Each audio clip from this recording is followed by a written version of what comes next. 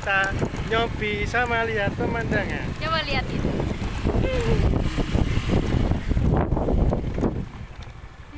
Di sawah-sawah. Meletup guys gara-gara bocil tron. Tron ngebut. Iya. Kok backlight sih? Gedang. Waduh, gedang official. Kan buat sholat sembahyang. Sanggah. Siang. Pengen punya rumah kayak gini. Semangat kerjanya. Ya. Gak boleh ngensul.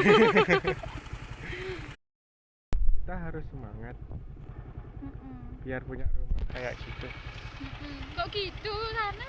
Itu mah itu sana itu. Nak prank aku.